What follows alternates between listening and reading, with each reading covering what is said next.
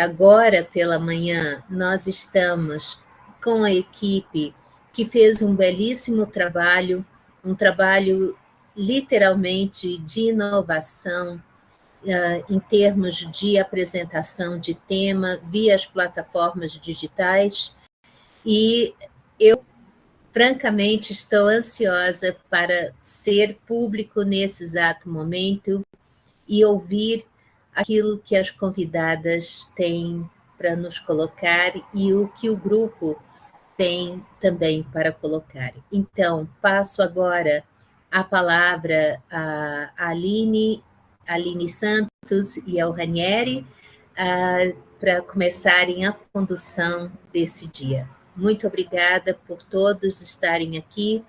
Muito obrigada, Eduardo, por fazer essa mediação da passagem do Google Meeting para o canal do YouTube, a equipe de monitores, o pessoal que está nos bastidores em todos os momentos nos auxiliando. Muito obrigada e um bom evento.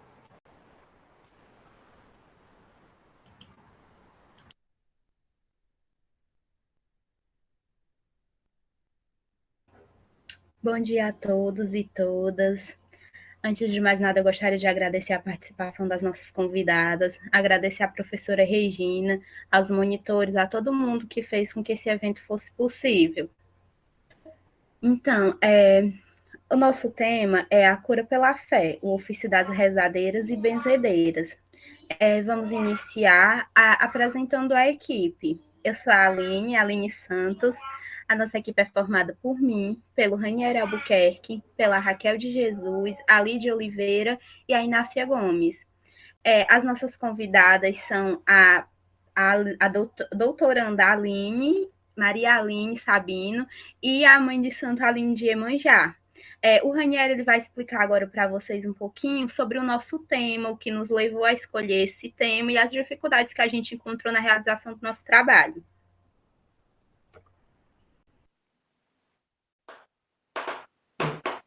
Bom dia a todos, né? Sou o Ranieri.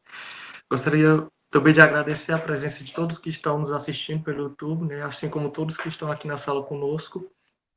E como a Aline falou, antes da gente partir para as entrevistas com nossas convidadas, né? Eu queria expressar para vocês um pouco do que foi esse nosso trabalho, né? Por que escolhemos esse tema? Né? Primeiramente, o tema rezadeiras e benzedeiras nos veio.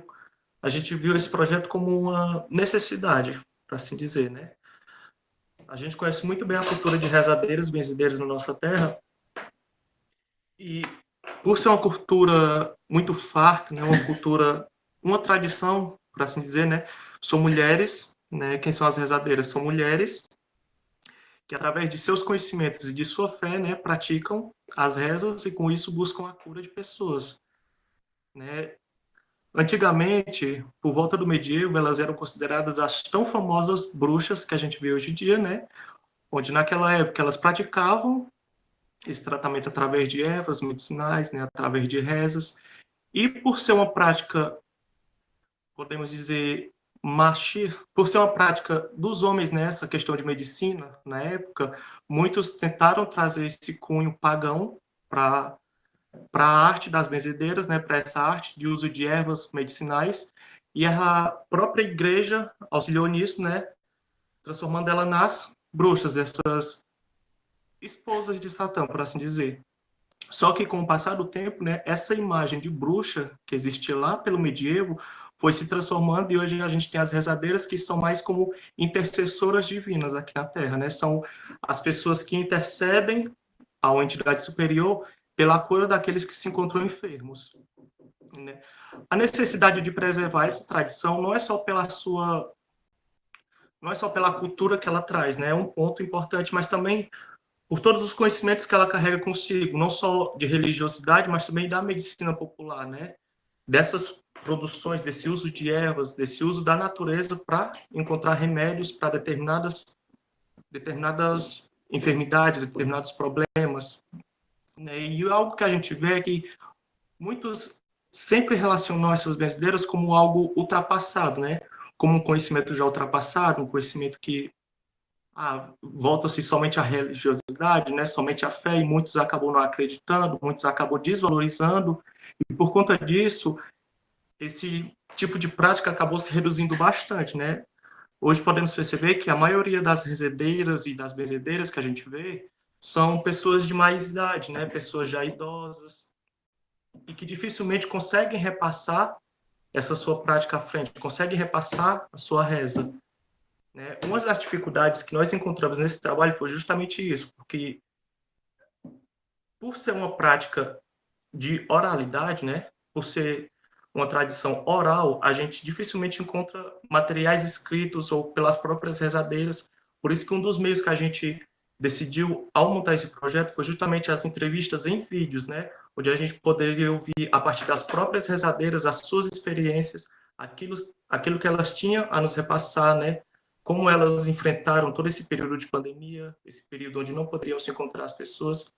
E hoje a gente vai tentar também aprofundar mais isso, né, sobre esses conhecimentos sobre as rezadeiras, né, a sua importância, a sua necessidade não só cultural, mas também religiosa, sua necessidade medicinal também, tá bom? E agora gostaria de passar a fala para a Raquel de Jesus, né, onde ela vai apresentar nossa convidada, a mãe Aline de Iemanjá. Bom dia. Bom, eu queria agradecer mais uma vez a presença da Mãe Aline de Iemanjá, que aceitou participar da nossa mesa redonda de hoje, abriu um espaço na agenda dela para participar da nossa conversa de hoje.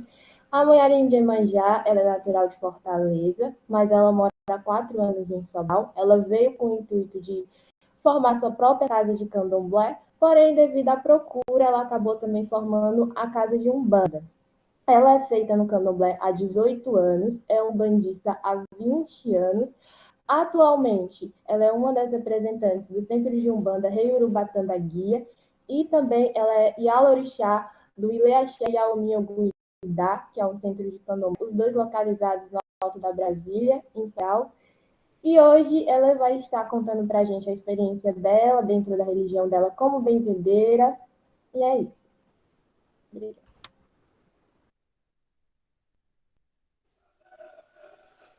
Bom dia, pessoal. Agradecer a todo mundo que se fez presente nesse evento, as nossas convidadas, a equipe, né? E mostrar o nosso trabalho, a nossa cultura, um pouco dela, né? Como é que nós chegamos até aqui, né? E a minha convidada, a nossa convidada que eu vou apresentar é a Maria Aline Sabino. Ela é doutoranda em Antropologia Social pelo Museu Nacional, pela Universidade Federal do Rio de Janeiro, mestre em Antropologia Social pela mesma instituição e cientista social pela Universidade Estadual Vale do Acaraú. Trabalhou com temas como gênero e currículo escolar, performance e aprendizagem no contexto de batalhas poéticas de rua. Realizou uma etnografia em 2016 com mulheres indígenas da etnia Tremembé. No mestrado, escreveu uma dissertação intitulada Poesia que não mata, mas salva por outro dia. Performance cotidiana e negritudes nas batalhas poéticas de Islã, com o objetivo de compreender os processos de produção de negritude e ancestralidade dentro dessas competições. No doutorando, sua tese propõe uma análise sobre mulheres curandeiras e suas relações com as plantas, a fim de investigar como se produzem mundos, vida e política a partir do debate da cura. Desenvolve pesquisas na área de antropologia do Estado, violência, gênero, raça, saúde e ciência. Essa é uma das nossas convidadas.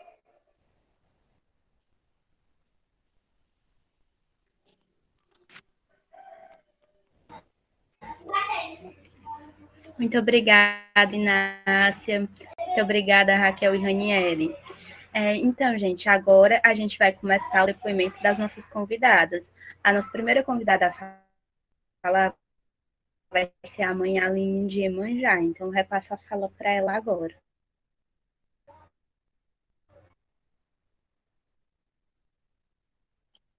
Olá, bom dia a todos, né, e a todas. É imenso prazer de estar aqui hoje participando dessa mesa, né, dessa sala, e poder falar um pouco sobre essa cultura, que eu acredito que ela seja até talvez milenar, porque o ato de rezar já vem de dentro da casa de cada um, de todos nós, né?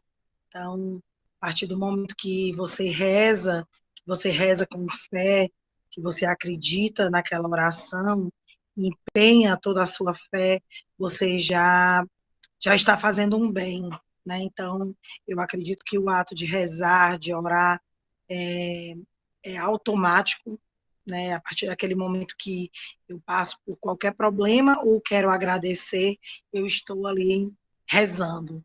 E é, dentro dessa nossa cultura, dentro dessa nossa religião, eu venho aqui através falando um pouco desse ato, mas através das religiões de matriz africana, né? Então, tanto dentro da Umbanda, como dentro do Candomblé, como dentro da sociedade como um todo, pessoas que não são nem de uma religião e nem de outra, já fazem esse ato.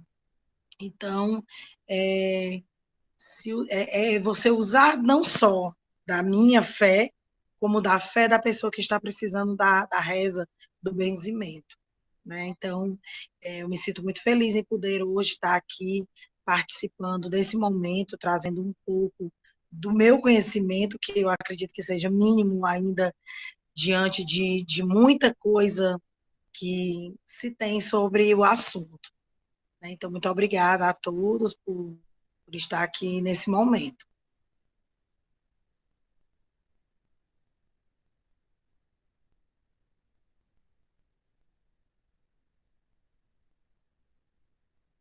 Eu não sei se serão feitas perguntas ou se eu vou falando, aí vocês vão me direcionando um pouco também.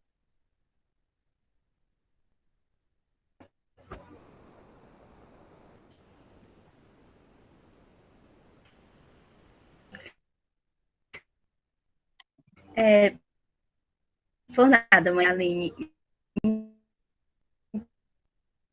Então, a gente vai fazer os depoimentos seu e Certo. da Maria Aline. Aí, quando for no final, colocar no chat que a gente vai pegar e no final dos depoimentos a gente repassa para vocês, ok? Pronto, tá certo. Então, assim, o ato de fazer benzimento, de fazer orações, então é muito procurado pelas casas de Umbanda, pelas casas de Candomblé. Por quê? Porque as pessoas que nos procuram, geralmente elas estão com algum problema que muitas vezes já foram procurar médicos, foram procurar a própria medicina e, e não tiveram resposta. Algumas vezes é a própria fé, por já ser uma coisa que já vem passando de pai para filho, de mãe para filha, de sentir uma coisa e procurar uma rezadeira, procurar uma pessoa para benzer, porque eles já assimilaram que aquilo ali é um problema que vai se resolver com a reza. Então, existem essas duas situações, né? Então, assim, recebemos pessoas de todas as religiões e das que não têm religião. Então, o centro, ele recebe pessoas com vários problemas. Problemas infantis, problemas de saúde mental, problemas de pessoas que estão com cargas negativas, que é o que a gente chama de pessoas que estão com espíritos mortos, e algumas situações, uma reza resolve, outras situações são rezas que envolvem também banhos com as ervas medicinais, as ervas que nós utilizamos, Alguns outros momentos é como se fosse um tratamento espiritual, em que a pessoa vem a primeira vez e daquele momento a gente vê se é necessário apenas aquele momento ou se é necessário ela vir outras vezes. Então, a gente fala com a pessoa, que é o consulente, como nós chamamos, de acordo dentro de cada necessidade, né? Já tivemos vários casos de, de problemas de pele, casos de problemas com pessoas com problemas respiratórios, pessoas com problemas acompanhadas de espíritos que já se curam, né? E que naquele momento você faz aquela oração e que você consegue chamar naquela pessoa um espírito, um ser que esteja acompanhando aquele consulente naquele momento e ali atrapalhando um pouco a vida daquela pessoa.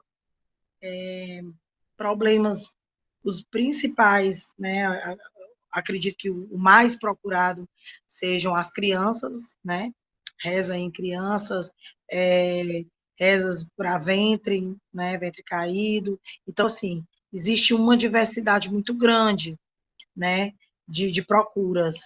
Hoje, eu não sei se devido a esse problema da pandemia, não sei ao certo, mas de uns 6 meses para cá, a maior procura são pessoas que estão com problemas depressivos.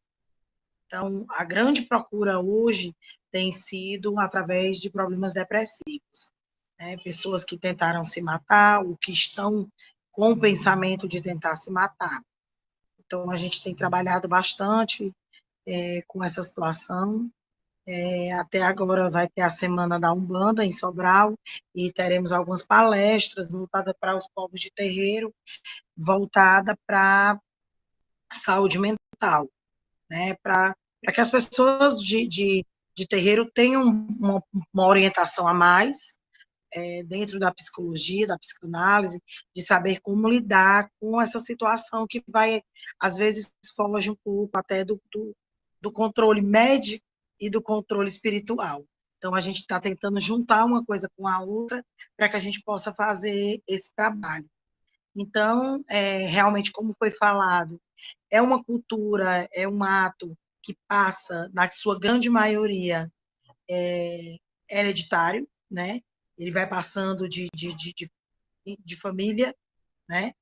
Ou, muitas vezes, é um dom. Aparece, surge na vida de uma pessoa como um dom.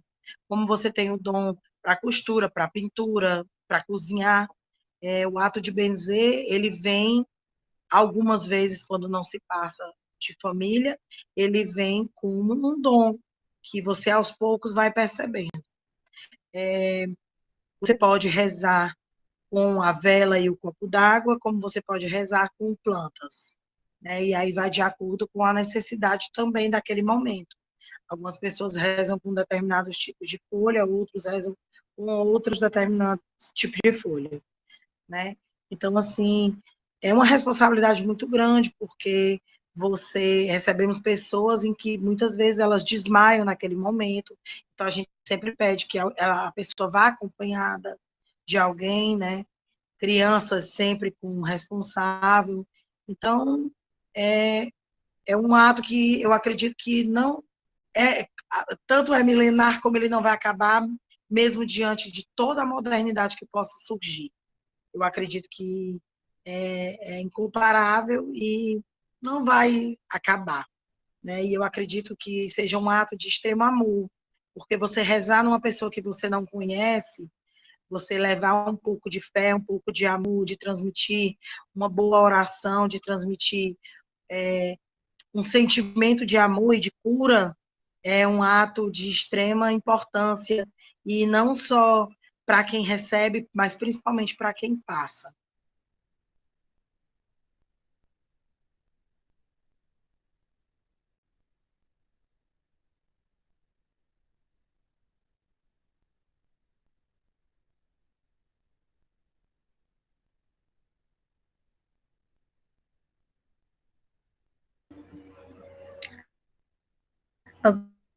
Obrigada, mãe Aline, sua fala é extremamente importante. Muito obrigada. Agora eu vou repassar a palavra para a Lídia, que ela vai fazer as perguntas referentes à fala da Iemanjá.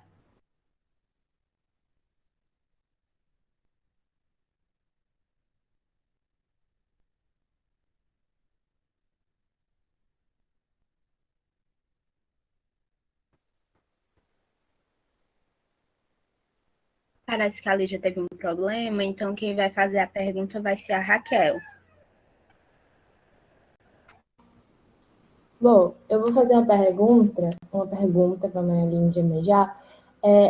Queria que ela explicasse um pouco mais sobre, dentro da Umbanda, existe o benzimento feito através da incorporação de entidades. Eu queria que ela falasse um pouco mais sobre essas entidades, como é que ocorre.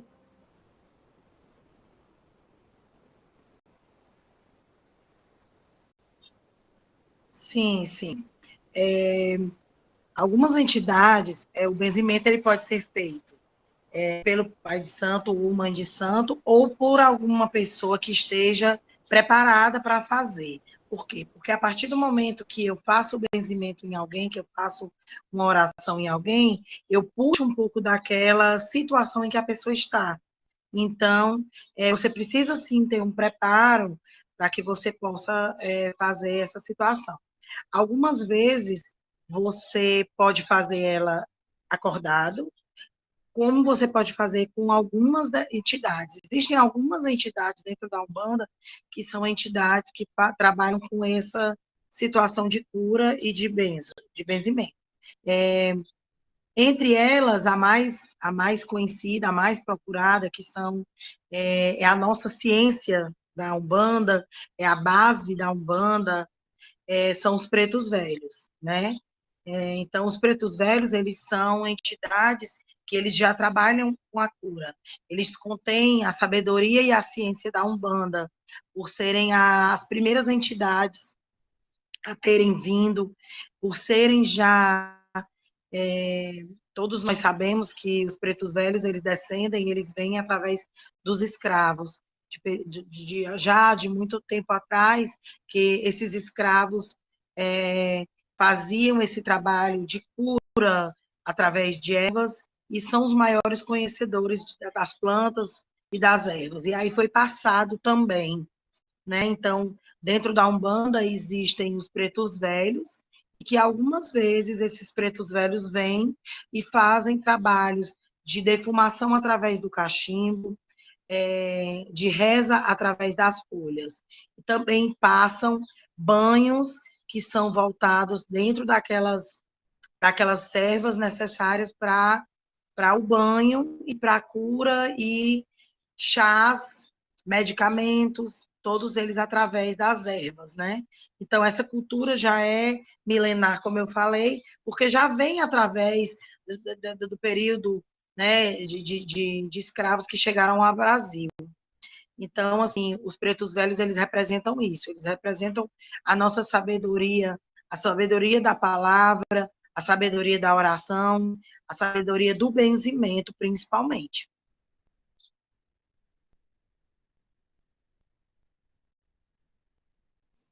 Bom dia a todos. Eu vou fazer uma pergunta à mãe Aline. Mãe Aline, como foi que esse ato chegou na sua vida, né? O ato de benzer, como foi que ele chegou até você? Pronto, a minha avó, no caso, tudo que eu herdei de situações voltadas para dentro da minha religião, eu recebi através da minha avó. Assim, minha família é toda católica, mas a minha avó, ela era já voltada mais para a Umbanda. Então, ela fazia benzimentos, né? Então, essas coisas a gente já via desde pequeno. Então, você vai, não obrigatoriamente que uma avó de alguém, uma mãe de alguém faça, e aquela pessoa vai fazer. Mas com o tempo, como eu falei, você vai procurando, você vai descobrindo aquele dom na sua vida. Então, chega um determinado momento em que você sente que você pode fazer aquilo. E aí você começa a fazer e vai se descobrindo, na verdade.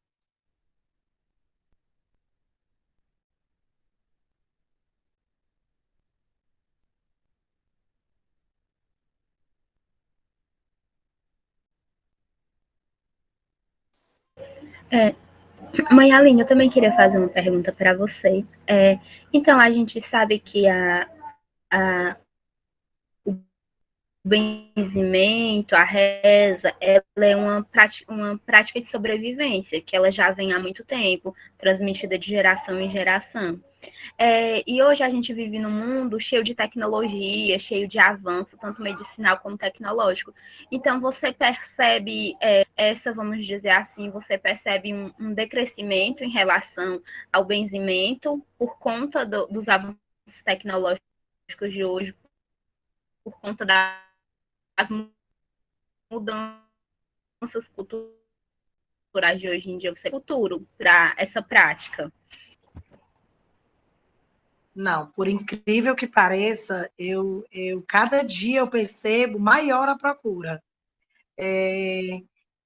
Assim, nós funcionamos às terças-feiras e funcionamos aos sábados. Mas, assim, é incrível a procura no dia a dia para benzimentos, para rezas, casos até engraçados de pessoas que procuram para rezar animais, né? Não só o ser humano, mas também rezar em animais. Então, assim, eu fico muito feliz de ver, tanto hoje, né, através desse momento, a gente consegue ver que é um ato, é um momento que não se perde. Tanto que estamos aqui hoje tratando sobre isso. Então, pelo contrário, eu vejo, como eu lhe disse, por ser de geração em geração, existem pessoas que acreditam, elas podem ir a médico, mas elas tomam medicamento e elas acreditam que se alguém rezar, a fé delas já é voltada para aquilo. Então, para elas só vão melhorar se elas tiverem aquela oração, se elas tiverem aquela pessoa que vai rezar para aquilo ali.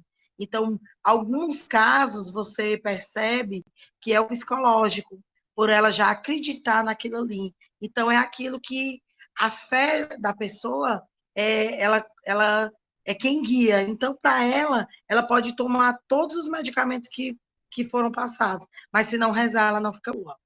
Então, assim, eu não acredito que, mesmo com a evolução, tenha se perdido. Pelo contrário, o que eu percebo, a cada dia que se passa, é a procura maior por uma. Eu acho que pelo nosso mundo, está tão sofrido, está tão carente de muitas vezes uma palavra de fé, de muitas vezes uma tolerância de gênero, de cor, de raça, de tudo, que às vezes as pessoas procuram pela simples falta de fé, pela simples falta de amor. Então, eu percebo cada dia a procura cada vez maior. Mãe Aline, eu gostaria que você falasse sobre um pouco se você sofre algum tipo de preconceito, se você já tem enfrentado algumas barras, principalmente aqui no nosso interior, na região norte. Esse assunto já é um assunto que, para a gente, é bem, um pouco doloroso. Enfrentei sim, enfrento todos os dias. Na verdade, eu nasci no Rio do Norte, não fui em Fortaleza. Eu nasci no Rio Grande do Norte, mas fui morar em Fortaleza já com 4, 5 anos de idade. E há 25 anos atrás, mais ou menos, eu me descobri dentro da Umbanda. E há 20 anos sou praticante total, né? 5 anos eu passei conhecendo. E desde o momento em que eu resolvi, fiz a escolha, né? E fui escolhida, porque não adianta, não é uma coisa que você simplesmente escolhe, você precisa também ser escolhida. Então, desde esse momento, eu passei a sofrer preconceitos dentro da minha família, perdi muitas pessoas que eu achava que eram amigos, perdi conhecidos, perdi pessoas próximas. E também ganhei muitos amigos, ganhei filhos de santo, que hoje é a minha maior família, são os filhos da minha casa, tanto do candomblé como da Umbanda, e consegui descobrir uma nova maneira de viver. E hoje eu luto em Sobral, hoje eu sou representante dos povos de terreiro, junto ao Conselho dos Direitos Humanos da Prefeitura, tem uma cadeira dentro do Conselho dos Direitos Humanos, e hoje eu luto muito para que a tolerância possa existir, para que o respeito possa existir dentro, pelo menos dentro da nossa comunidade, dentro da nossa cidade, porque precisa se desmistificar um pouco, precisa se tirar um pouco dessa demonização que foi feita sobre a nossa religião, sobre o nosso culto. Nossa religião, ela prega muito mais do que o que se fala. Então, a Umbanda, ela é fé, caridade, é amor. Então, em todo tipo de religião, em todo tipo de seita, no nosso dia a dia, existe o bem e existe o mal, existe o certo e existe o errado, dentro de todas as religiões. Então, nenhuma é melhor do que a outra. O que nos falta, como ser humano, é o respeito. Porque a partir do momento que eu respeito o meu próximo, eu estou sendo respeitada. Então, sofro muito preconceito, sim. Preconceito se eu botar o meu pano de cabeça e sair da minha casa, se eu botar a minha guia no pescoço, eu sair da minha casa. Uns vão olhar, vão me achar, olha que bonito, outros vão se benzer. Sim, mas eu acredito que, como ato de benzer, a nossa fé é o que prevalece.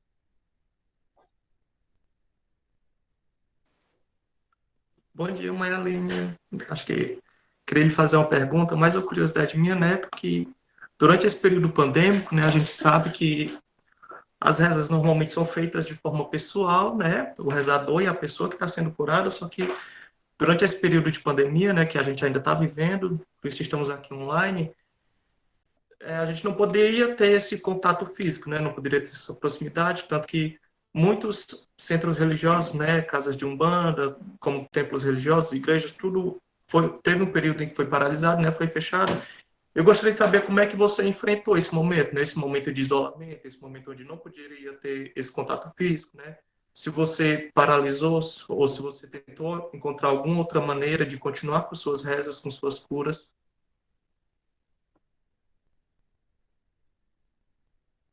Bem, esse momento foi um momento muito difícil, sim. Passamos, eu acredito que mais de um ano com os nossos terreiros fechados. Nós fazemos dentro do nosso terreiro, semanalmente, o desenvolvimento mediúnico com nossos filhos, e o nosso terreiro, às terças-feiras, é aberto para trabalhos exatamente de cura, rezas e orações. Então, toda terça-feira, nós temos porque aos sábados é a nossa gira aberta, mas voltada para todo o povo. E às terças-feiras, não. Às terças-feiras é um momento mais de cura, de oração, em que vem mais a linha de Preto Velho, entidades que possam trabalhar nessa intenção. E todas as terças-feiras a gente tem o desenvolvimento com os filhos e o desenvolvimento mediúnico também teórico. E foi muito difícil manter essa distância, mas foi necessário. Então, os nossos desenvolvimentos, nossa parte teórica de ensinamento passou a ser online, e atendíamos, sim, alguma situação extrema, algum caso extremamente necessário e urgente. Então, nós atendíamos com todo o processo de higienização, com todas as ordens de álcool, máscara, tudo que foi pedido e que foi exigido, né? Então, assim, só atendíamos um caso extremo, mas todo o nosso trabalho, tanto o jogo de búzio, de cartas que eu faço, foi tudo online, todo o trabalho foi feito online. Nós continuamos atendendo, mas online, mas atendíamos algum caso extremamente necessário e urgente.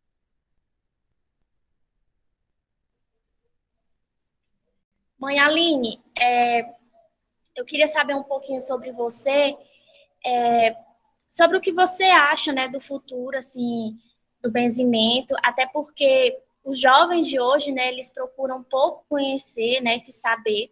Eu queria saber o que você acha, né, a sua perspectiva sobre isso, né, sobre o futuro. Bem, hoje, como eu falei, sou muito feliz pelas pessoas que acompanham nossa casa, tanto na Umbanda como no Candomblé. Por quê? Porque hoje nossa casa ela é composta, eu acredito que 60% por jovens, a grande maioria universitários. Então, isso nos fortalece, porque nos faz ver que aquilo vai ter uma continuidade, que uma mente nova, que uma mente com um certo estudo a mais, porque nós sabemos que a Umbanda, o Candomblé, ela vem de uma religião, ela vem de um povo sofrido, povo que não tem estudo, povo que muitos deles não sabem ler. Nós temos hoje, que por sinal vai ser agora, no dia 27 de novembro, vai ser a eleição, né, da primeira associação dos povos de terreiro em Sobral. Será no dia 27 a eleição. E nós conseguimos juntar e fizemos o Fórum dos Povos de Terreiro. E conseguimos juntar e fazer um pequeno mapeamento dentro de Sobral e redondezas, distritos. Conseguimos juntar mais de 100 zeladores, pais de santo, mães de santo. E juntando com suas famílias, né, seus filhos de santo, vai bem, é um número até bem, bem relevante. E cada canto que a gente visita, cada canto que a gente vê isso aqui em Sobral. A procura é muito pelo jovem. E isso nos faz ter fé e acreditar que cada vez mais a nossa religião, o nosso culto, o nosso ato, o benzimento, a oração, ela vai ser passada, né? Então, eu acredito que tudo que enfrentamos e os nossos ancestrais enfrentaram e que nós conseguimos chegar até aqui, 2021, eu acredito que ainda vamos conseguir chegar ainda muito mais longe. Ainda conseguiremos passar ainda para muitas gerações. Eu tenho essa fé. E saber que os jovens hoje procuram, né, que as crianças também estão dentro dos terreiros, melhor do que estar na rua, melhor do que estar nesse mundo tão marginalizado que nós vivemos. Nós fazemos trabalhos sociais, fazemos aulas de percussão, temos um afoxé, que o nosso afoxé já está em Sobral, acredito que há 3 anos, e com aulas de dança, aulas de música, de instrumentos, oficinas. Então, a gente o afoxé ele leva um pouco dessa cultura afro-brasileira, dessa cultura sobre as religiões, a gente leva para a rua, leva para a comunidade, leva para a sociedade. Então, o afoxé se apresenta levando as rezas cantadas para toda a sociedade. Então, isso faz com que também se prolifere um pouco da cultura. Então, eu acredito, sim, que ainda resistiremos porque o candomblé, a Umbanda é uma religião de resistência. E assim a gente não se dobra muito fácil. Então eu acredito que sim, que resistiremos ainda por muitos anos.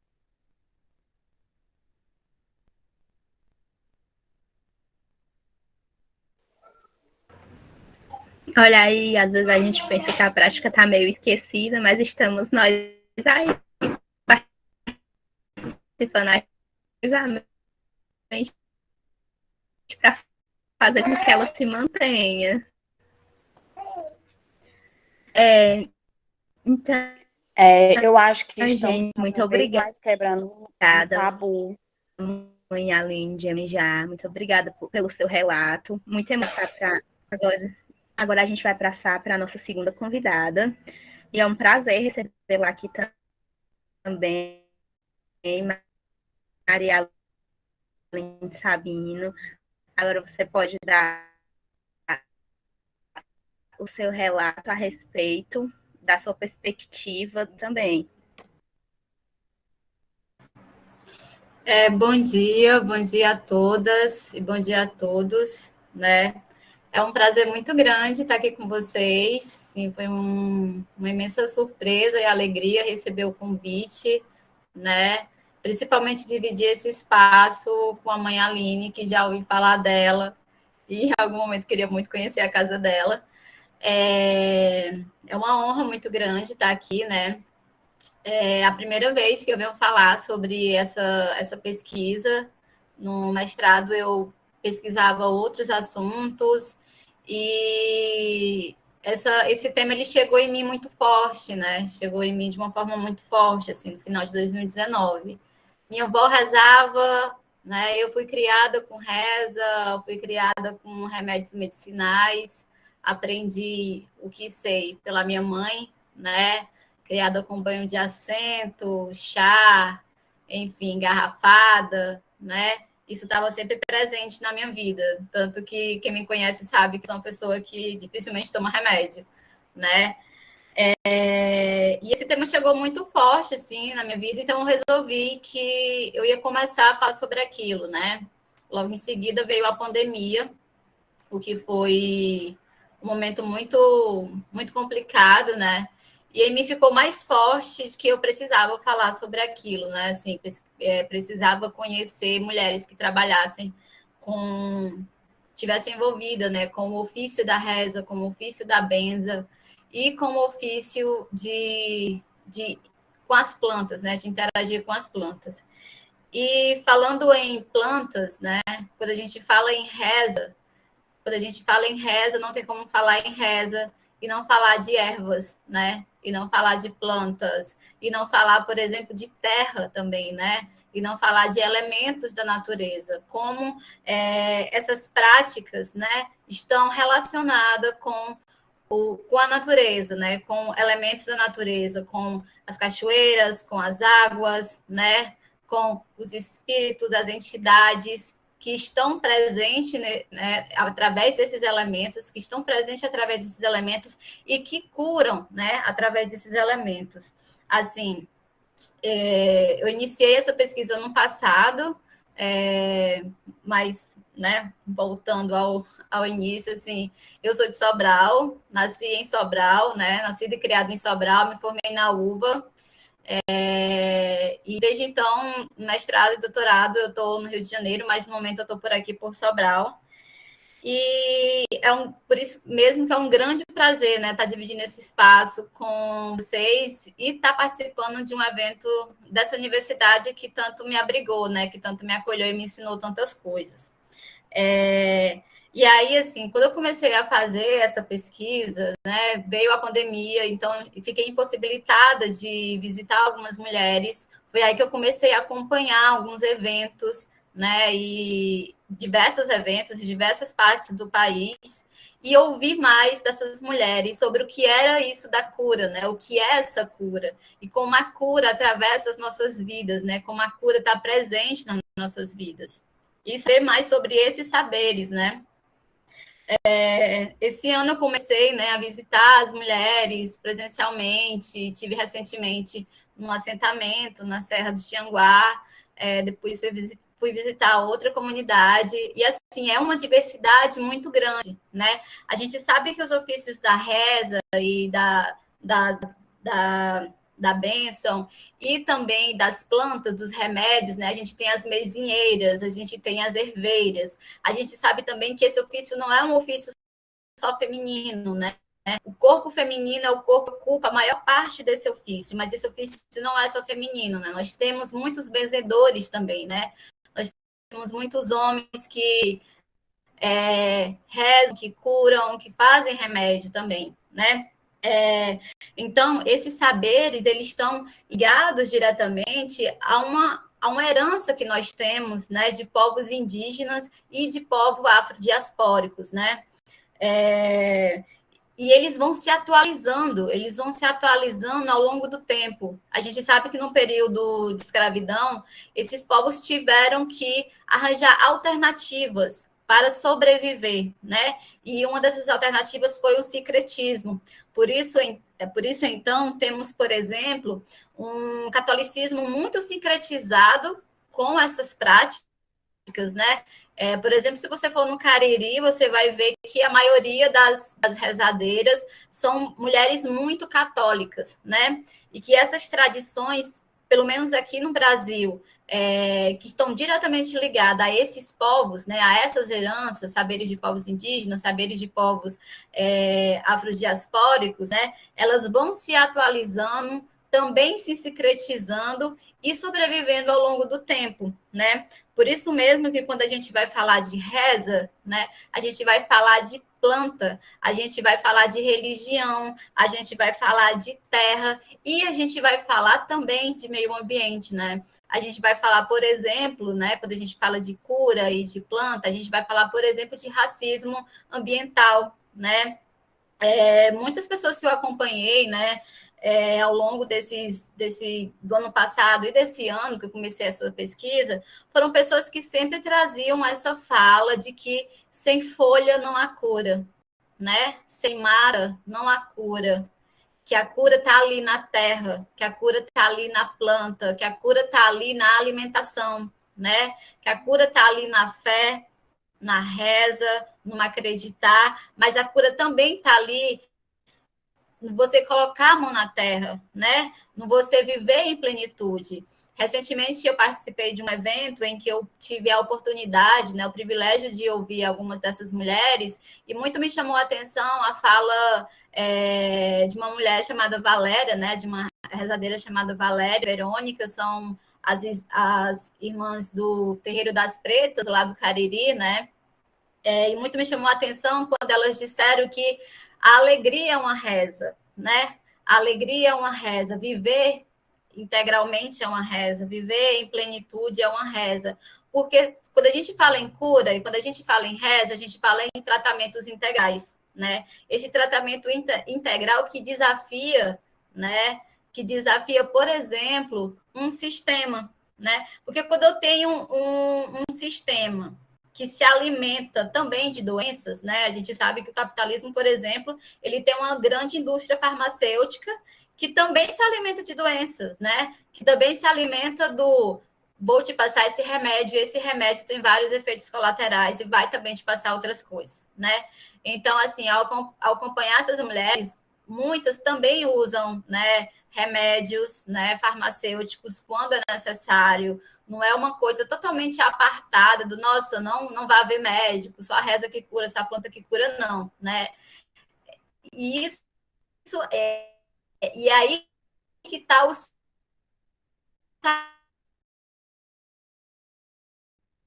as mulheres, né? Elas conseguem integrar as práticas. Essa planta aqui, se eu misturar com essa planta aqui e fazer esse remédio aqui, né? Vamos testar. Então, assim, eu vejo que isso acontece muito. Quando a gente fala que curar, rezar, faz parte de um bem integral, de um outro modo de vida, né? E um modo de vida que está ligado à coletividade, à comunidade, né? Eu falo em desafios, desafiar uma estrutura. A mãe Aline falou aqui sobre como rezar também é um ato de caridade, né? É um ato de caridade, pois você está ali pegando do seu tempo, você está cuidando do outro, você está rezando do outro, você está abençoando o outro. E essa reza, né, quando a rezadeira ela faz o ofício, né, ela muitas vezes ela pega para si aquela doença também. Eu já vi casos de muitas rezadeiras que rezaram, por exemplo, para quebrante, mal olhada, espelha caída, e ficaram muito mal após a reza, né? E depois elas mesmas se passam tratamentos e vão se curando. Por quê? Porque é a troca da energia, né? A gente sabe que, por exemplo, algumas mulheres que rezam com plantas, pião roxo, arruda, enfim, a própria planta morre, né? A planta pega para si a doença e a planta morre, né? Tomando esse lugar de sacrifício. Assim também, né? Assim também são algumas mulheres que sentem aquilo, né? Sentem aquela doença, mas também se curam, né? E que ato tão grande, né? De comunidade, de coletividade, do que cuidar do outro. E esse cuidar em comunidade, esse cuidado ser em coletividade, e esse cuidado falar de uma outra relação com os elementos da natureza, as pessoas, você observar o corpo, né? Quando você vai procurar uma rezadeira, assim, as mulheres que eu venho acompanhando há um tempo, né, sempre relatam sobre isso. Quando alguém chega lá na casa delas procurando reza ou procurando algum remédio, né, elas sempre param, olham para aquelas pessoas, perguntam, né, para onde ela foi, com quem ela teve contato, o que ela comeu, foi o que aconteceu, e enxergam o corpo como um complemento entre corpo e espírito. Elas falam muito que tem as doenças dos homens e as doenças do espírito, né, os males do espírito, e que esses dois não estão separados, né, que esses dois se alimentam, né, quando você está doente, carrega algum alguma doença de espírito, né? Isso acaba influenciando, acarretando em doenças físicas, né? E assim, ao contrário, quando você está com alguma dor, você também vai sentindo aquilo. Então, assim, é um cuidado que é um cuidado integral, né? É um cuidado que desafia o plano cartesiano, né? De que o corpo é uma máquina e o corpo está totalmente separado, né? Do espírito, o físico é o principal. Para elas não, né? Para elas está tudo interligado, para elas está tudo ligado, né? Então, ao curar, ao rezar, né? Ao cuidar, eu observo, eu paro e observo, né? E eu rezo, e a fé daquela pessoa, né? Que a fé daquela pessoa vai ser o fator principal para essa cura, né? E aí a gente tem a relação das plantas, né, com essas mulheres.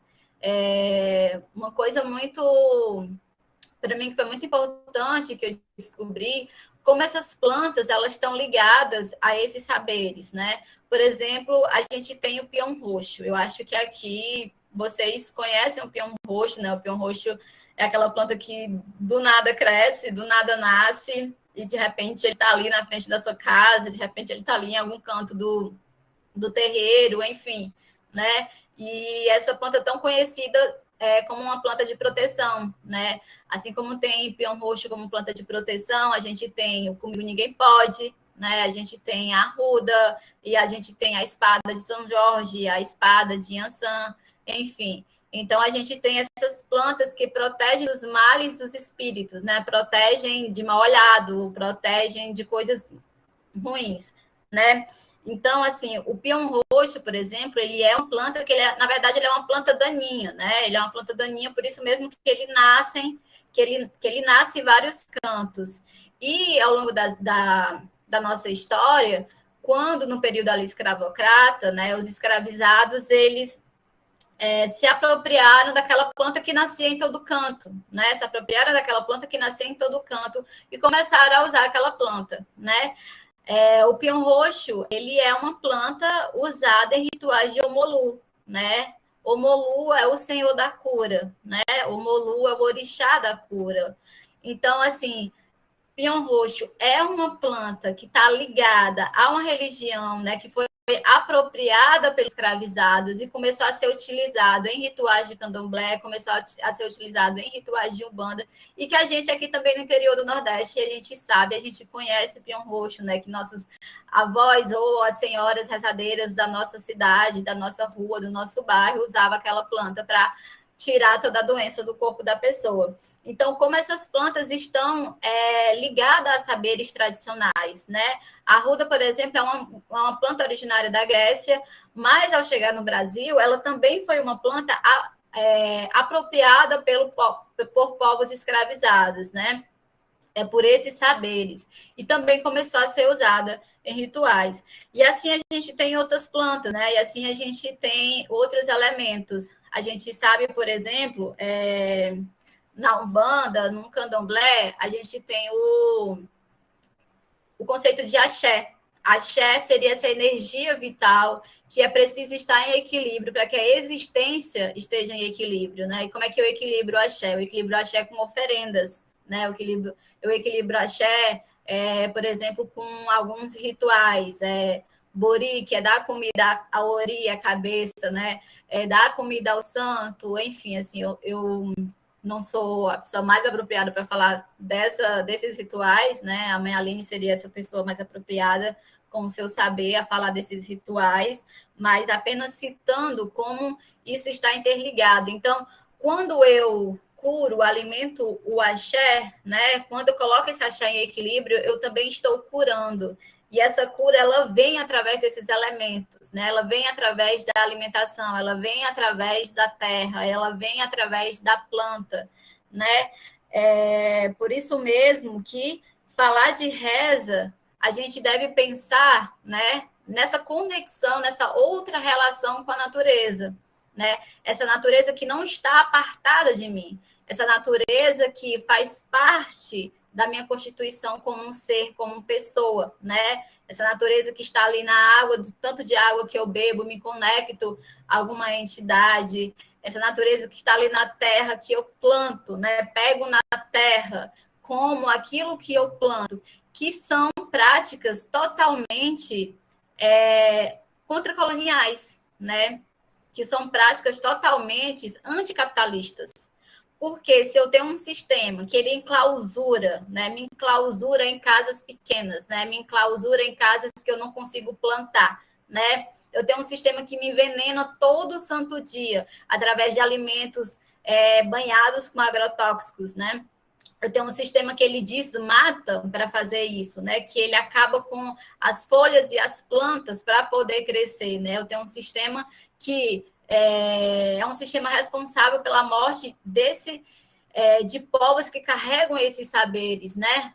Se eu tenho esse sistema e se eu tenho essas práticas que desafiam totalmente esse sistema, que vão contra esse sistema, né? Eu costumo dizer que essas práticas de cura são, sobretudo, práticas anticoloniais, né? São práticas que instauram uma outra forma de vida, vão instaurando e se reatualizando esses saberes para que se preserve outras formas de vida, né? Para que se preserve outra conexão. E aí, me pergunto, né? Deixo a pergunta: o que nos leva a uma saúde plena, né? Quando eu penso na reza, quando eu penso na cura, né? Quando eu penso no cuidado, o que nos leva a uma saúde plena? O Ranieri falou no início, né, sobre o período de caça às bruxas. Só um momento, gente. Falou no início sobre o período de caça às bruxas, que foi um período muito importante para a gente entender, por exemplo, a instauração da nossa medicina, né? A cura e o cuidado, eles foram separados, onde a cura ficou para o masculino, né? O médico, o que tem legitimação para curar, né? A ciência moderna, a ciência ocidental, e o cuidado ficou para o feminino, né? Isso que é inferiorizado, essa prática que é inferiorizada, né? Essa prática que é colocada a um gênero, e esse gênero ele é inferiorizado, né? A gente tem aí, a gente sabe que, por exemplo, a maioria dos médicos são homens, né? Quando a gente pensa em enfermeira, a gente pensa em mulheres. Quando a gente pensa em médicos, a gente pensa em homem, né? Como essa cura foi separada desse cuidado, justamente também por um sistema, né? Um sistema que nasceu banhado de sangue, né? Um sistema que nasceu com a morte e escravização de diversas pessoas. E, enfim, assim, o perfil das mulheres que eu acompanho é um perfil diverso, né? Eu já encontrei mulheres que rezam, que são evangélicas, né? E de eu questionar, mas não há conflito com a igreja, né? E dessas mulheres afirmarem não, né? Porque eu oro para Deus, né? Eu rezo para Deus. Eu já encontrei mulheres, como a gente conhece muito bem, né? Que é uma realidade muito forte aqui no interior do nosso estado, né? No nosso estado e no Nordeste quase todo. Mulheres muito católicas, né?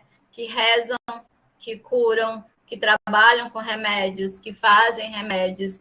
E também mulheres candomblecistas, mulheres umbandistas, enfim, então o perfil é muito diverso, né? Porque quando a gente vai olhar para essas práticas, a gente tem que olhar também como o nosso país acabou se configurando, né? O processo histórico de configuração social do nosso país. Eu falei no início que essas práticas são heranças de saberes tradicionais de povos indígenas e povos afrodiaspóricos, principalmente aqui no Brasil, né? E que para a sobrevivência dessas práticas, elas tiveram que se reatualizar, e em alguns períodos elas tiveram que se sincretizar, né? Para vocês verem como isso está tão ligado com povos afrodiaspóricos e povos indígenas, a gente tem uma das primeiras curandeiras, assim, muito famosas do nosso país, é a Luzia, né? A Luzia era uma mulher calundu, né, que vivia em Minas Gerais. E os calundus, né, que eram povos africanos que vieram para cá para o Brasil através do tráfico negreiro, né, eram povos que curavam, né, eram povos famosos por sua cura, né, eles eram muito procurados por diversos perfis para serem curados, né, para que essas práticas de cura pudessem ser exercidas, né. Foram práticas criminalizadas durante muito tempo, foram práticas perseguidas durante muito tempo.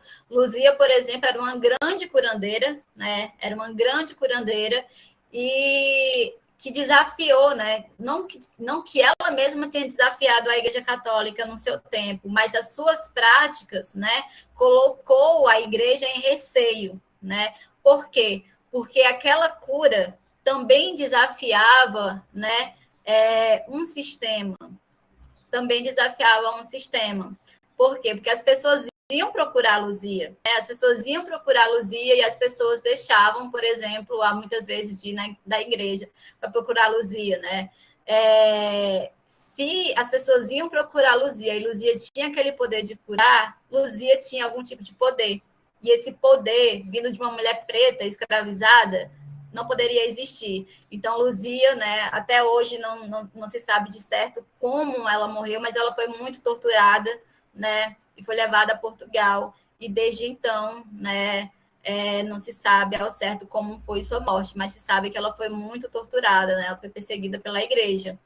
Então, a gente tem essa história, né, essa história de como a cura atravessa o nosso mundo, desafiando também um modelo de mundo que, como a Ailton Krenak fala, né, é um sistema que é máquina de moer gente, né, que a gente tem aí um sistema que moe gente, né, que moe pessoas, que moe a terra, né, que mastiga essa terra e cospe fora. Então, a saúde plena, né, a saúde integral, a prática do cuidado, a prática do curar, ela está ligada a cosmopercepções desses povos, que são cosmopercepções que desafiam, inclusive, a metafísica ocidental, né? Uma filosofia ocidental de um corpo totalmente separado do espírito e de um corpo totalmente separado da natureza, né? A natureza está lá, a natureza é apenas uma fonte de recurso em que eu vou viver uma dinâmica predatória, né? Ter uma dinâmica predatória e acabar com isso. Então, a gente está vivendo aí um momento de grande crise ambiental, né? De grande crise climática. Então, o que a saúde plena tem a ver com uma vida anticapitalista? Né? A saúde plena tem a ver com uma vida anticapitalista, porque a saúde plena, a cura, a reza, fala da natureza, fala da terra, né? Fala das ervas, fala das plantas, fala de outras cosmologias, né? Cosmologias que estão para além do que a gente entende por esse aqui é o corpo e não sei se existe espírito, né? Se é que existe espírito. Então, é mais ou menos isso que eu queria trazer para vocês hoje. Obrigada, gente.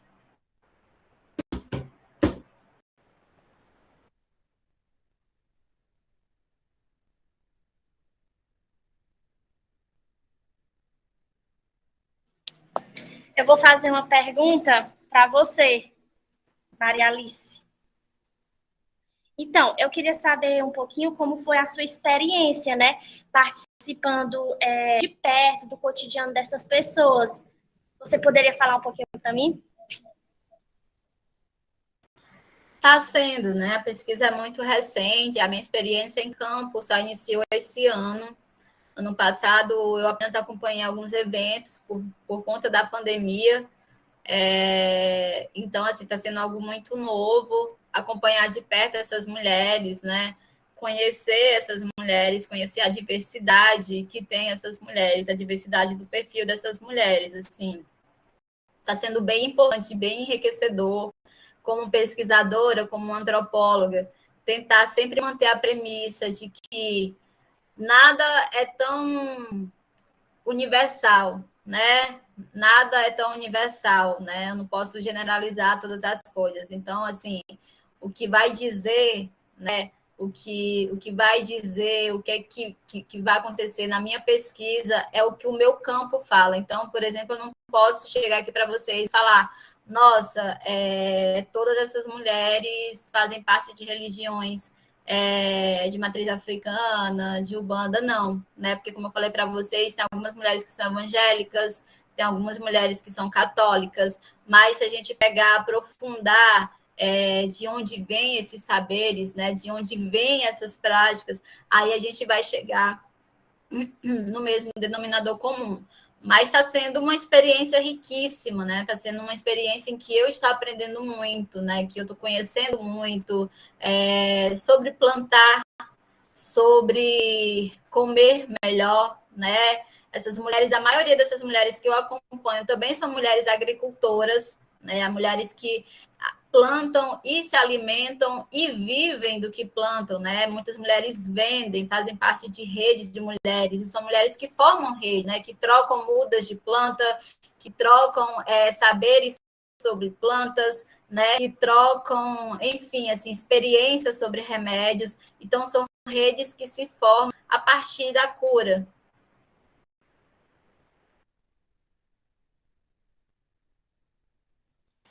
Eu faço, na verdade, eu faço em várias localidades, né? Eu coloquei como um projeto de pesquisa para pesquisar a região norte do Ceará e região sul, né? Pretendo em breve ir ao Cariri, conhecer mais das mulheres que trabalham com reza e cura no Cariri. E por aqui, por Abral, eu estou mapeando algumas localidades, né? Recentemente eu tive na Serra da Ibiapaba, Tianguá, fui no assentamento Santa Madalena, em Tianguá, logo após eu fui na comunidade Nossa Senhora da Saúde, depois de São Benedito, enfim, né, estou tentando marcar uma visita ao Quilombo de Pacujá, né, então, assim, estou fazendo nessas localidades, né, inclusive estou recebendo dicas, tá, gente, estou recebendo contatos, se vocês souberem de alguém. Maria Aline, queria fazer uma pergunta. O que você nos diz sobre a medicina trabalhar junto com a benzedeira, a rezadeira? Então, muitas dessas mulheres, elas falam, tudo bem tomar remédio, algumas se recusam, né? Algumas falam, remédio de farmácia não entra aqui na minha casa, né? Mas a gente também tem uma grande apropriação da farmácia, apropriação desses saberes. Por isso mesmo, quando pessoas que pesquisam, né, pesquisadores que trabalham com esses temas, eles têm que tomar, inclusive, o cuidado de registrar, né? De registrar isso, porque é um patrimônio, né? É patrimônio genético, é patrimônio também de saber. Então, assim, a gente tem casos, por exemplo, de indústrias farmacêuticas que se apropriam desses saberes, que fazem remédios a partir, né, desses saberes, e é isso, assim, e vendem, né? E vendem visando o lucro, não visando esse tratamento integral. Porque, além de tudo, né, não é só a reza, não é só eu chegar na casa da pessoa, a pessoa rezar em mim. Né? Muitas vezes eu vou precisar voltar 3, 4 vezes, né? Muitas vezes ela vai passar também um tratamento para fazer em casa.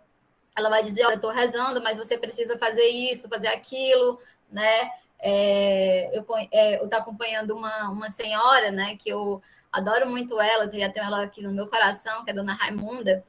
E a Raimunda contou um caso uma vez de uma menina, né, de uma mãe desesperada, que a filha estava muito doente, e a filha foi atrás dela, né, a mãe foi atrás dela para rezar, e ela observou aquela criança, observou que a criança estava se sentindo, né, examinou o corpo da criança e falou, olha, você está dando muito leite de vaca, né, leite de gado à sua filha?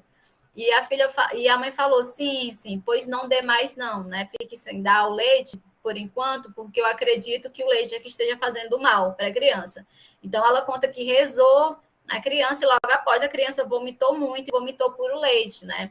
Então, a mãe seguiu o tratamento, a mãe deixou de dar o leite, né, para a criança e depois de algum tempo ela voltou lá e disse como a criança estava curada, né? Como a criança realmente tinha ficado bem. Ou seja, é uma observação do corpo, né? Uma observação do corpo a partir da experiência, né? A partir daquele conhecimento que eu adquiri da minha avó, que eu adquiri da minha mãe. A maioria dessas mulheres, elas aprenderam a rezar a partir de suas ancestrais, né? A partir das suas avós, a partir das suas mães, né? E aprenderam aquele conhecimento, vão passando, né? Vão passando aquele conhecimento.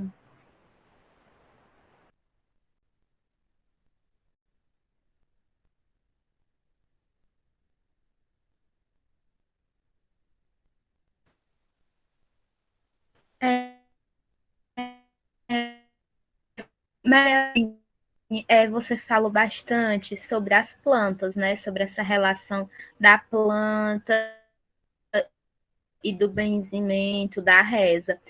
Eu queria perguntar a você um pouquinho sobre o ritual, porque quando eles rezam com as plantas, eles sempre rezam fazendo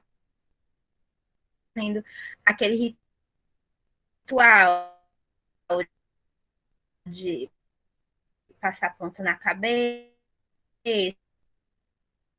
e espantar para ela. Eu queria que você falasse um pouquinho para a gente sobre falam quando estão rezando, que tem alguns que eles não querem falar as palavras que eles dizem que pode perder o encantamento, eles não falam sobre a reza em si.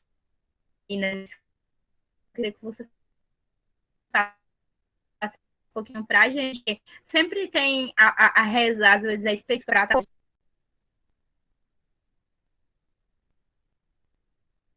Sim, então, não é uma cartilha, né? Não tem cartilha. E vai variando muito. Como eu falei, como o perfil é muito diverso, né? Vai variando muito de como você aprendeu, né? De como você atualiza, né? Aquela prática.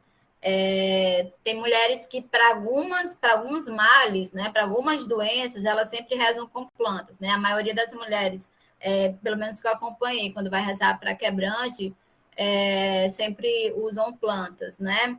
E algumas não, algumas escolhem para algumas doenças rezar com vela, né? Eu conheci uma moça que ela reza para tirar sal da cabeça, e ela reza com a fralda, né? Ela coloca a fralda na cabeça, coloca a água, e quando vai borbulhando a água, né? A doença vai saindo, ela vai rezando e a doença vai saindo. Ou seja, esses artefatos, né, que são usados nesses rituais, eles variam muito. Eles vão variando de acordo com o saber e a tradição de cada mulher, né? De como ela aprendeu, de como ela atualizou aquilo, de como ela vai construindo aquilo a partir da sua experiência, né? Comecei a rezar hoje, aprendi aquela reza, mas daqui a alguns anos eu já consigo fazer de outra forma, né? Assim, muitas rezam, por exemplo, rezam credo, rezam o próprio Pai Nosso, né? Rezam Ave Maria e falam algumas palavras, né? Algumas rezas que realmente elas não falam, né? Não passam, ou passam quando estão muito velhinhas, né? Também tem uma prática dentro desse campo que muitas mulheres passam as rezas para o sexo oposto, né? Porque elas falam que isso vai fortalecer a reza, né? O ensino ao sexo oposto, o ensino ao homem, né? Algumas fazem isso, nem todas, né? Mas algumas fazem isso, né? Algumas mulheres que estão mais novas se recusam a ensinar suas filhas, né? Falam, não, só quando eu estiver mais velha, um pouco mais velha, e não puder estar rezando tanto é que eu vou ensinar. Outras não, né? Outras ensinam mesmo assim, mesmo ainda praticando o ofício da reza, né? Nem todas as filhas querem aprender, né? Algumas vezes são as netas que aprendem, assim, já passei por mulheres em que a mãe não se interessou em rezar, em aprender o ofício da reza, mas aquela pessoa, aquela neta, né, super quis, né, super procurou aprender com a sua avó esse ofício. Então, assim, vai variando muito, né? A gente tem grandes misturas no nosso país, né? Tem grandes configurações no nosso país, então vai variando muito.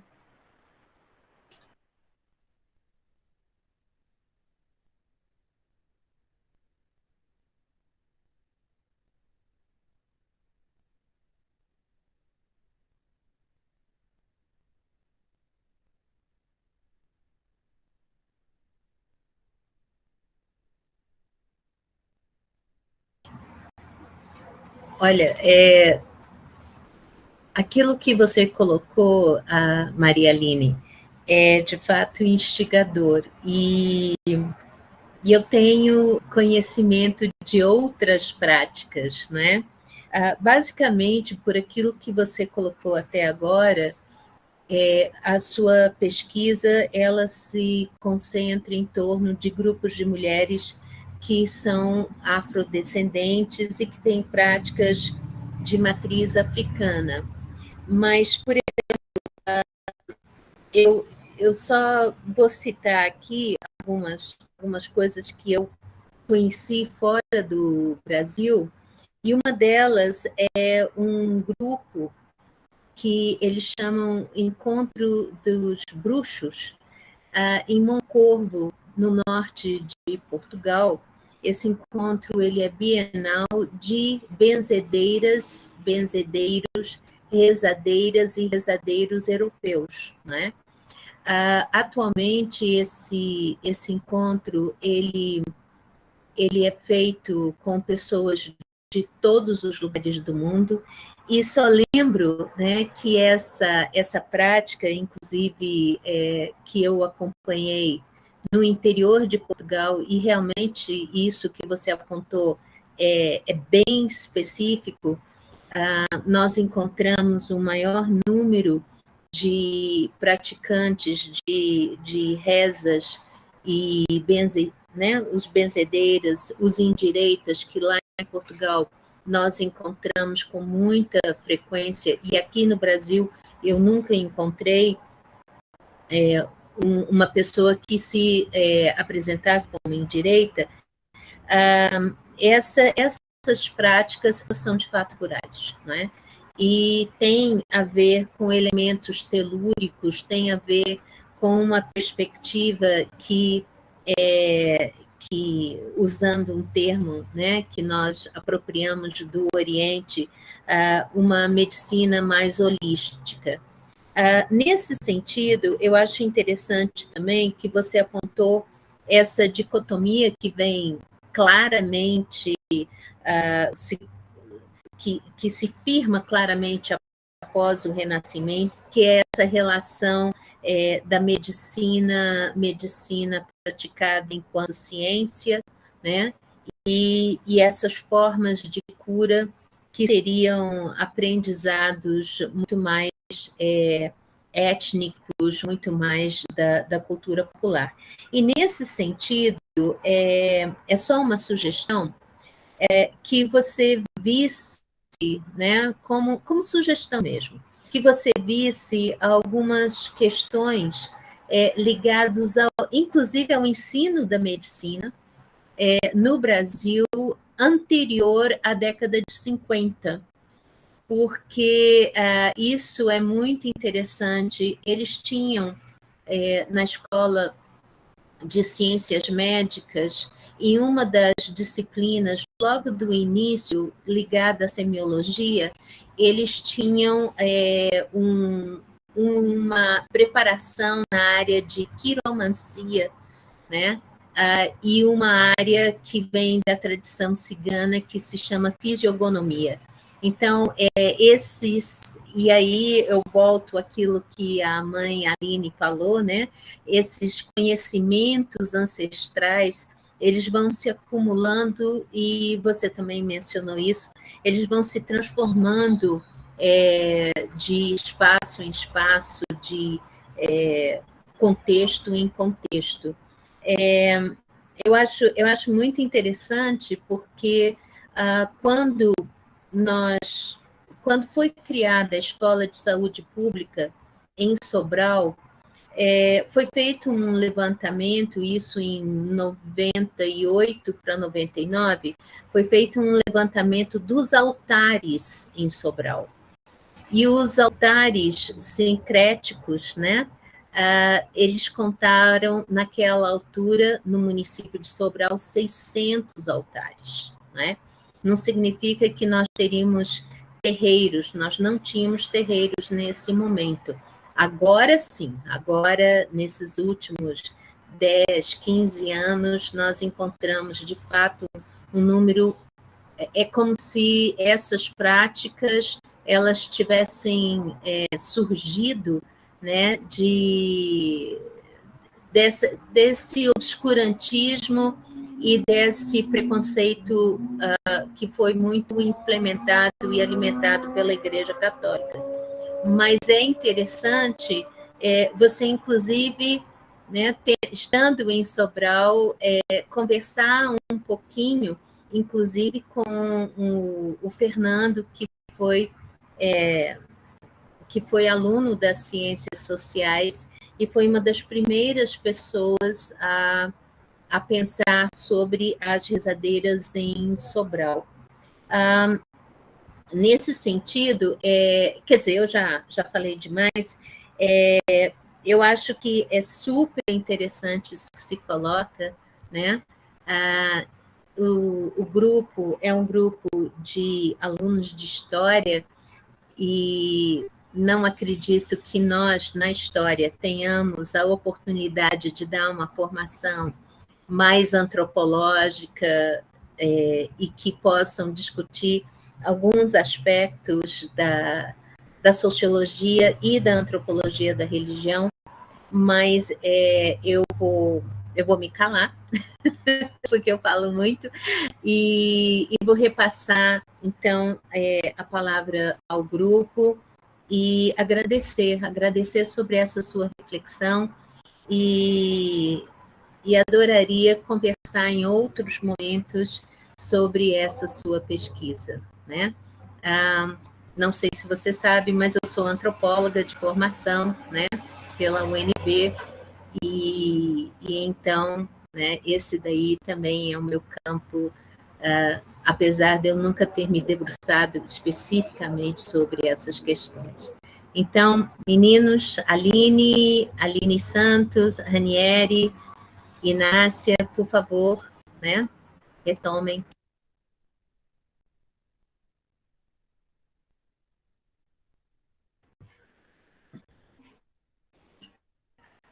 Obrigada, professora Regina. Gente, eu quero agradecer ela com a gente também, a presença de quem estava assistindo aqui, quem está assistindo a gente pelo YouTube. Agradecer demais o seu relato, Aline. O relato da mãe Aline, que acabou tendo alguns problemas de conexão e teve que sair. Também quero agradecer demais a participação de vocês duas por esse momento simplesmente enriquecedor. Foi um momento maravilhoso, muitas vezes emocionante, enriquecedor, ofício a respeito do conteúdo que a gente está trabalhando no nosso projeto. Realmente foi algo enriquecedor, algo interessantíssimo que vocês colocaram. Eu queria agora passar a palavra para a Inácia, que ela quer fazer algumas considerações também a respeito. Bom, gente, eu estou voltando, né? Eu queria fazer um relato pessoal, né? O quão importante é a rezadeira, a benzedeira para a gente. Eu tenho uma filha, né? E ela, até os 3 meses de idade, ninguém suportava ela. Só quem pegava ela era eu. Só quem ela queria era eu. Aí, um certo dia, uma amiga minha pegou ela e levou para uma até ex-cunhada, hoje é ex-cunhada dela, rezar na menina.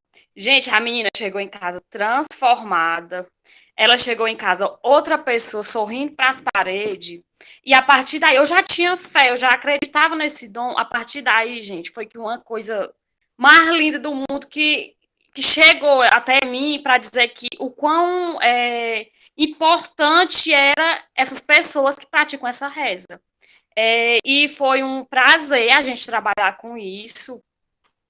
Só mostrou como fortificar o nosso entendimento sobre essa cultura linda. E é isso, gente.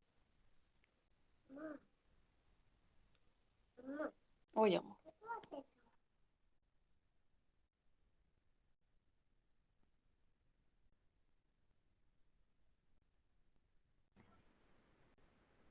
Obrigada, Inácia. Porque, como tanto a Aline como a mãe Aline falou, é uma questão de fé. Eu acho que a fé é o que está acima de tudo.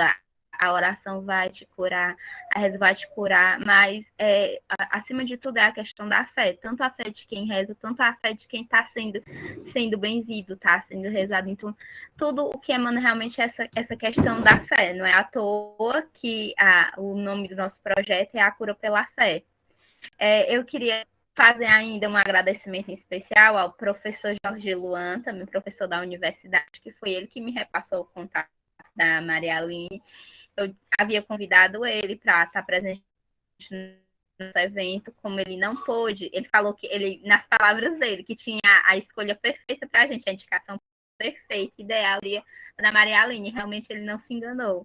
Foi a escolha ideal para a gente, tanto quanto a participação dela, quanto a Aline. Duas participações maravilhosas. E o nosso evento não poderia ter sido.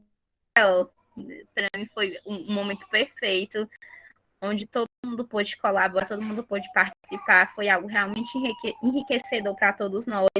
E aqui eu encerro a minha fala. Acho que também ninguém da equipe gostaria de falar mais nada. A gente encerra a nossa fala aqui e passa para a professora Regina.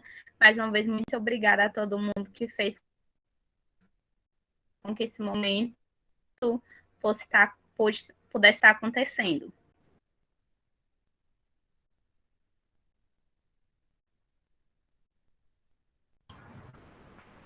Bem, eu realmente estou muito feliz. Obrigada, Maria Aline, por estar presente. Espero que você tenha muito sucesso nessa sua pesquisa. Eu sei o quanto é difícil a pesquisa de campo, né? E os desafios que se enfrenta sempre, ainda mais no momento presente, não é?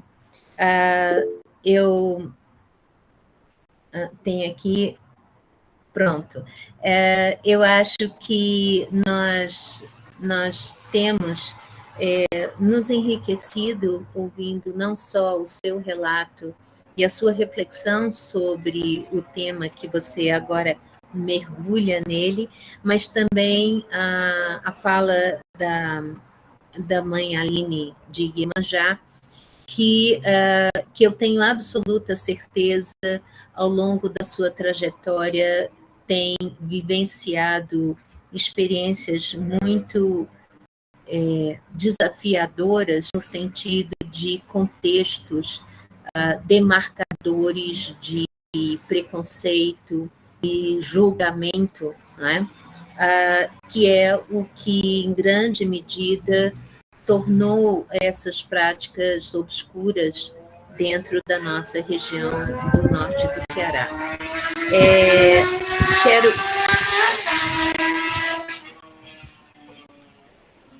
É Brasília, me desculpem, né? Quero agradecer imensamente e parabenizar ao mesmo tempo a equipe que trouxe esse tema hoje, parabenizá-los pelo trabalho que se encontra disponível através do Instagram e dizer da minha satisfação, que é sempre, né, vê-los trabalhando, né, e atuando nessas experiências museológicas que são modos, né, de tornarmos o conhecimento mais democrático, de fazermos divulgação científica, de exercitarmos a extensão universitária. Eu acredito que vocês estão de parabéns pelos convidados e pelo trabalho realizado. Por mim, é só isso, né? Agradecer e lembrar que hoje à tarde temos mais 2 momentos.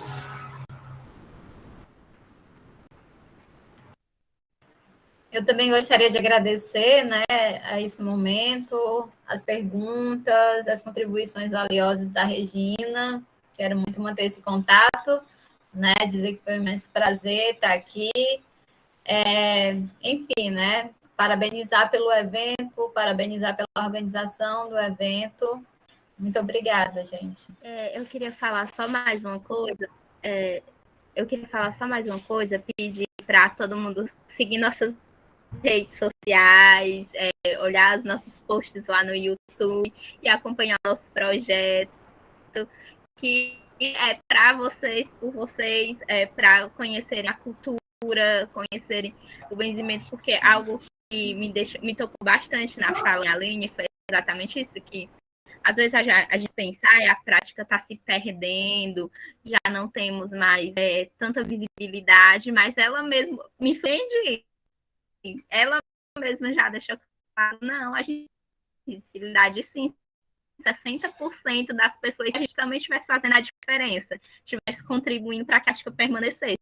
E isso, para mim, é bom demais, porque um dos meus intuitos em escolher ser da área da história, escolher ser da área essa área da educação, ser da área da pesquisa das ciências humanas, é isso, contribuir para fazer com que cada vez mais a gente mantivesse a cultura, porque eu fiz ciências sociais, eu sou muito do lado da antropologia, eu sempre gostei muito da antropologia, então eu sou suspeita para falar que realmente esses temas antropológicos me tocam de uma maneira estarrecedora.